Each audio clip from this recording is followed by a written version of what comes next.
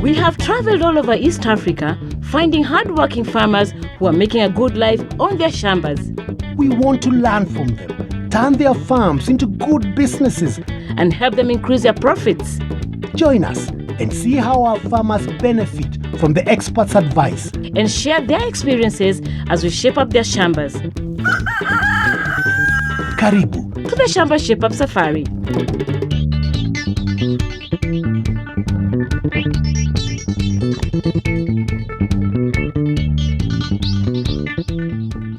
Welcome to Shamba Shape Up. Today we're in Bungoma County visiting Steven and Jacqueline's Shamba.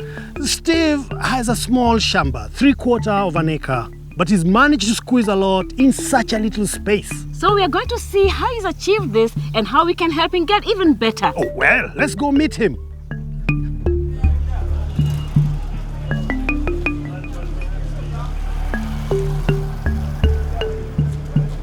Steve lives with his family, his brother and his grandmother near Bungoma town. Steve.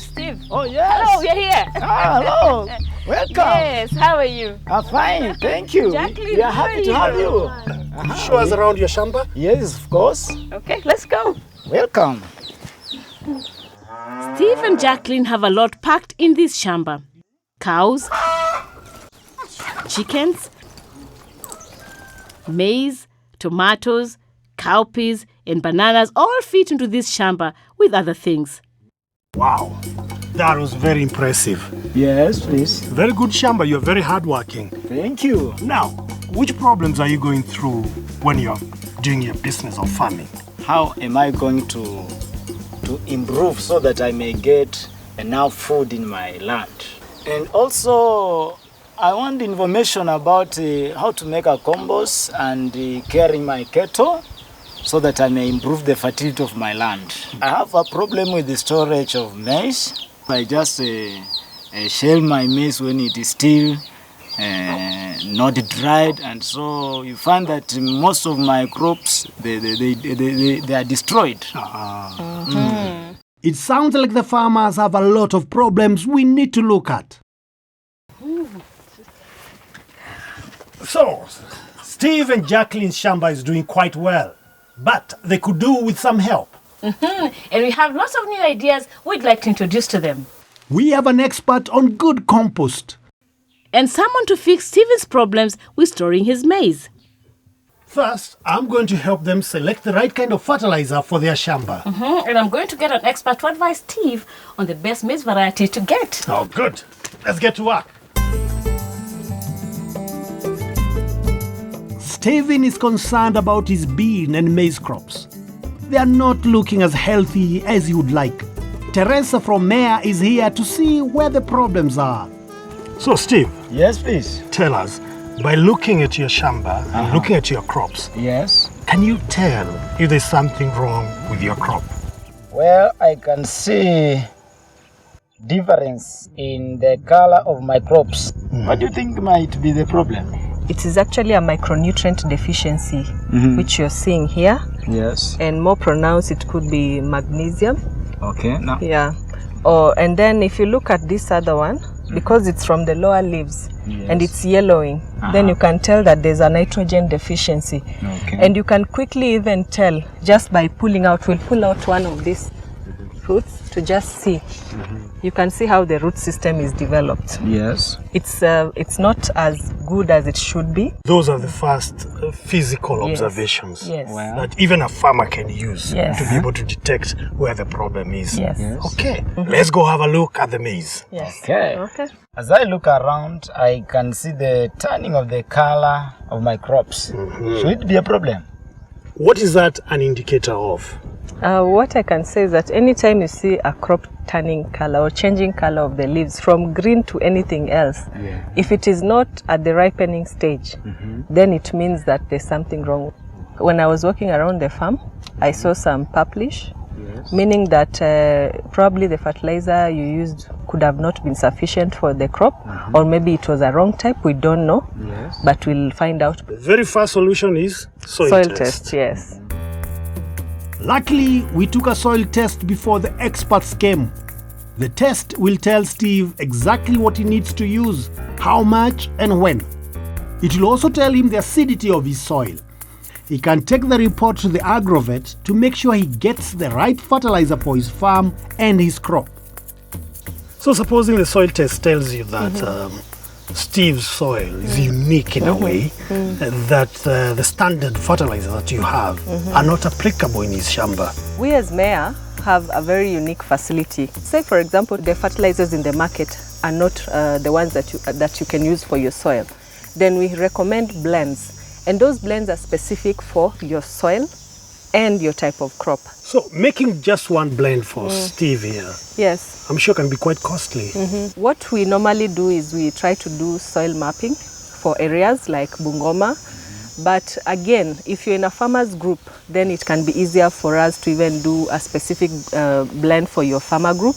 Or say you and your neighbors come together. We can actually come and map the area with the farmer, with him and his neighbors. Then depending on the quantities that you need, then we can do a specific blend that say this is Mwanda blend. So we'll have a blend for Mwanda for planting maize, a blend for Mwanda for planting beans, a blend for Mwanda for planting the other crops as well. Now supposing you make a blend for Steve, how does he get access to it? Locally we have our own distributor in Bungoma, that's Bungoma Chemist, that you can buy from. Even now, whatever blend that we are recommending in this area, you can find it there and all our products. Now, can he have a blend named after him? We can talk about that. Yes. Okay, Steve's blend. Yes.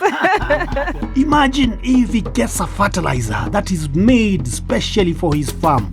His harvests will be huge. Getting water is a problem for Jacqueline. It is a 30-minute walk to the river and a heavy weight to carry back. So we have got Caris to put up some gutters to catch the rainwater at the house.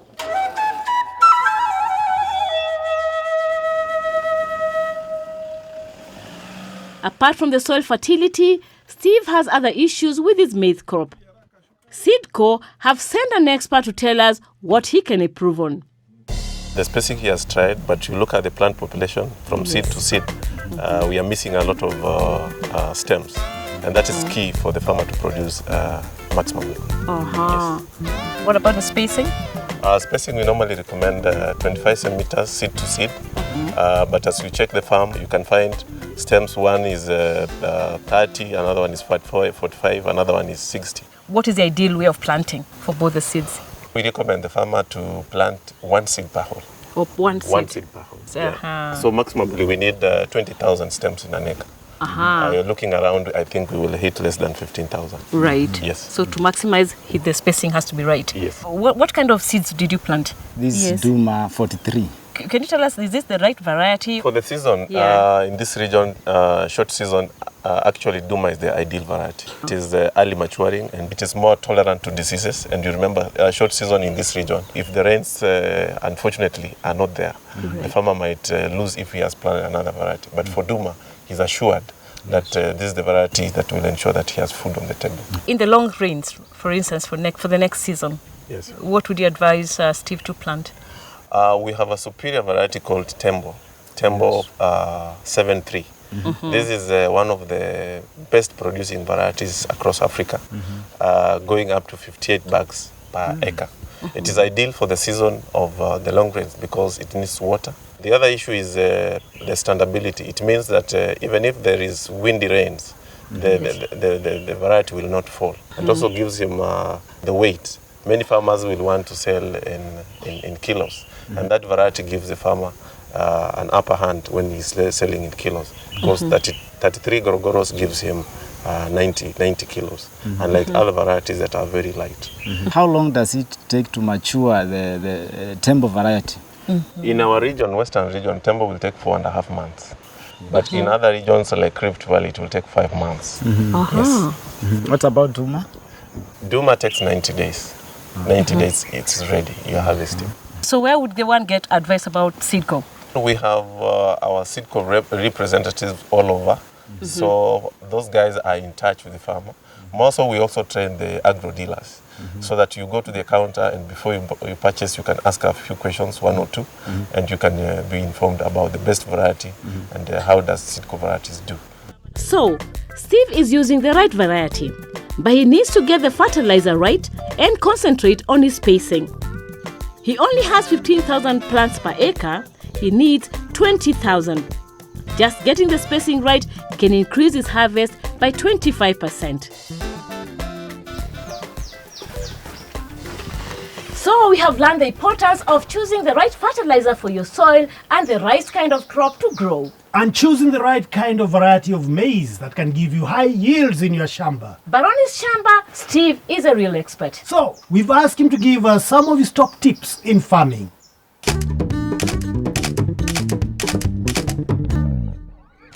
Making compost is very easy, and in fact it's not costly because the material are just available. It helps to improve the soil structure and also to add some components, nutrients in my crops. It holds water.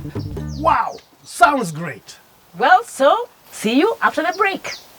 We learn more about the soil and how to fix Steve's maize storage problems.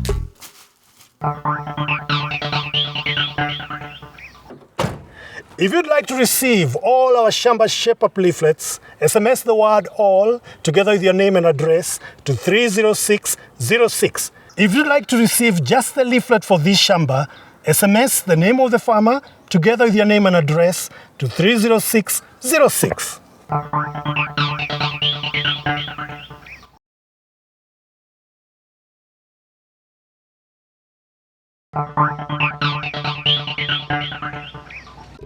Welcome back To Shamba Shepherd. We are with Steve and Jacqueline in Bungoma. We found out what is wrong with his maize, and now we are going to get more advice for his soil. Steve has been practicing conservation agriculture, but there are some areas where he needs to improve. Philip from FAO has come to see what can be done, and he thinks Steve should use his cows more. Conservation agriculture the right way? He is trying. But for a farmer to qualify to be doing conservation agriculture, he must be embracing three main principles. The first one being the minimum soil disturbance. The second one being the maintenance of soil cover. And the third one, incorporating crop rotation or crop association. Now, how are cows important in conservation agriculture? Cows form a very important component of conservation agriculture as they provide the traction for reaping, for subsoiling, for planting. Cows are better than tractors. Tractors compact the soil and make it hard for plant roots to grow. Cows can pull reapers to open the soil ready for planting, and they don't compact the soil. They are cheaper than tractors too. Now, if you're going to make reap lines, Yep. and yet you're talking about minimal tillage, Yes. how does that apply? By reaping, we mean you are not turning soil everywhere. It's only where you are going to insert the manure or to insert your seed.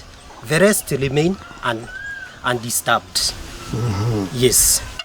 Reaping only the lines that you will plant in means that the crop's roots can go deep into the soil to get the water and nutrients without disturbing the rest of the soil. When growing maize as a fodder crop under conservation agriculture, just take the top half of the maize for the cows. This is the most nutritional part of the plant. Leave the bottom half in the field as cover for the soil.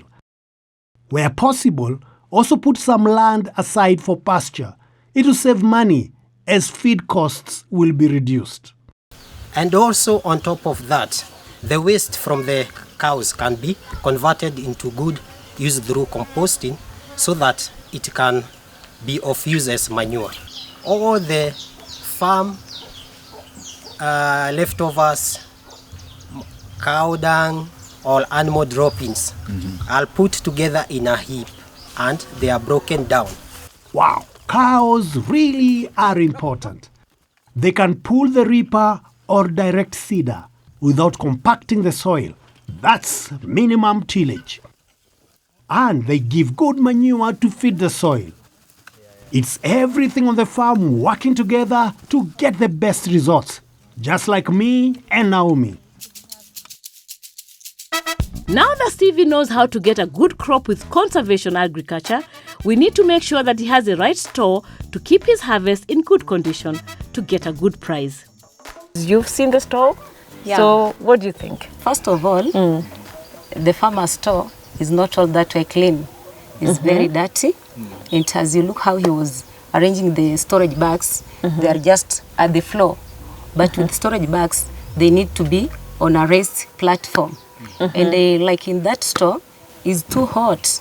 Oh, It's really? Not, yeah. Oh, it's okay. not recommended to stretch your store next to a kitchen. Like it's very hot, and when it's too hot, that warmth may affect our harvest to go bad. Another thing is that our store, when you arrange the storage bags, you need to arrange them in a manner that they should not touch the wall. But most of your storage bags have been leaning on a wall, which may cause things like termites, like wetness to affect our harvest. So in case the farmer can improve on those areas, I think her harvest might stay longer. Make sure that your store is dry, not wet, because when your store is wet, it will affect those storage bags and it might make your harvest not to stay longer, to go bad, or to have some weevils. So you need to improve on those areas and make sure that your storage place is well ventilated, is cool, is dry. Yeah, I've seen he has just been using the normal storage bags. Pigs bags are the better option. They'll keep our harvest for a longer period of time. And these pigs bags, you don't need even to apply acrylic dust. You just dry your maize completely, and then you put them in your pigs bags, you tie, then you put them in your store. How do you normally handle your harvest from the Shamba? When I harvest my maize, for example, I just shell it with my hands. Then I dry on the sun. After it's dried, I look for agdelic. I put there, mixing well, and then I store in my storage bags and put where you saw them there. After harvesting your maize, you need to dry them while on cobs for at least 2 to 3 weeks. After drying them, now you can shell your maize. As you've said, is the better option, shelling just with your hands. Because like some farmers prefer like hitting their maize, putting their sack and hit.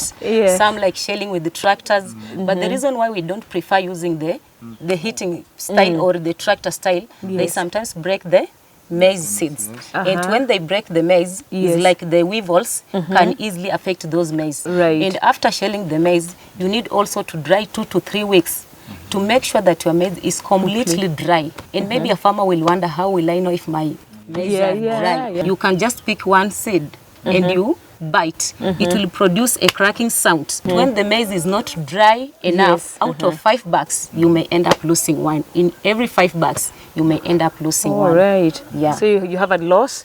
At the same time, can it affect the consumer? Of course, yes. If the maize is not very well dried, it might cause some. I think you've been hearing over the radio about aflatoxin. Yes. Yeah, it becomes poisonous to a human being. Like if you don't dry your maize very well, you store it, it'll develop that poison status that will affect even a human being on consumption. A pig's bag is the best way to store your maize. You don't need to use chemicals. The maize can stay in the bag for a long time. Remember to tie each bag separately. Store the pig's bag on a pallet in a clean store. Ensure your pallets are high enough, at least 5 inches above the floor. Always leave 1 meter between the wall and your sacks. This is a scouting distance. So once maize is stored in the pig's bag, how long can it last? After having stored our maize in our pig's bags, can last for 5 years. Oh, up to 5 years. Yeah. You can get a pig's bag like this from an Aggregate in your area, or call Shamba for more information. I want Steven to meet Calvin from the Cereal Growers Association to see how he can turn his cowpea crop into cash. Calvin's very nice to see you. Now tell us, what's the importance of cowpeas? The importance of cowpeas is that cowpeas can be used as food, and especially it's very important to infants, children. You can make a flour from cowpeas and you make porridge. It's very rich in protein. What do you use your cowpeas for? Just to eat with my family, and some I sell to my neighbors. Speaking of selling, Yes. how is cowpeas market? So the best way is that farmers can form groups or an associations or cooperatives so that they accumulate their volumes together so that they access the larger markets like World Food Program. What is the advantage of doing that? They are able to negotiate the prices, for example, and also they are able to get the volumes that are required by the market.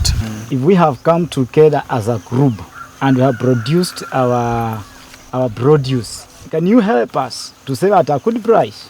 So after coming together, you will be trained on grades and standards.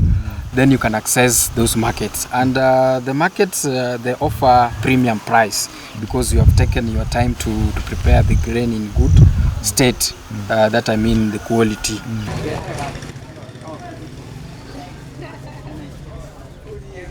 If many cowpea farmers come together, combine their harvests, and learn to dry and store their crop properly, they will be able to access Cereal Growers Association warehouse receipting system at their certified warehouses. This means they can take the crop to the aggregation center where it is checked for moisture.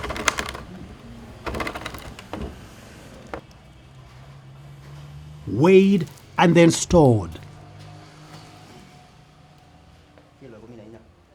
The farmers will get a receipt for the grain they have left at the warehouse, showing how much grain they have stored and what grade it is. When the prices in the market are better, the farmers can tell the warehouse to sell, so they can get more money for their crop and make a better profit. There's also experts in that warehouse or the store that look after the grain. During that period of harvesting, everybody has harvested. So we have a surplus in the market and the prices tend to be low because of low demand and supply. The farmer can wait when the prices get better, then he can sell later. Well, it seems to be a win-win-win with Cereal Growers Association. Farmers come together so they can sell together. They get training so the grain lasts longer and is better quality. More crop and better quality means better buyers and better prices. And storing in a warehouse means selling when prices are highest. A great way to make more money. Caris has just finished putting up the gutters and the tank. And now, Jacqueline can save time by getting water right from the house instead of walking so far away every day. And just in time, the rains have come. Tank is full. Do you like this? I really like that. So, Jacqueline, tell us, did you enjoy the Shamba Shape Up? I am so happy you have brought me water nearby. Now I don't have to go to the streams. Steve, how did you find the Shamba Shape Up? I have learned many things. I have been connected with many experts. Yes. You too can get in touch with us by using our SMS service or by calling our call center. So, Steve, are you going to be using our SMS services? Of course, yes. In fact, I have already registered. Oh, great, Yes. great. Well, our work here is done, so see you in the next Shamba. This year, I had a good potato crop. I even harvested twice as much as I did last season. All this because I followed the weekly tips from Shamba. And the best thing is, they are free. If you want these tips, SMS the word JOIN to 21606.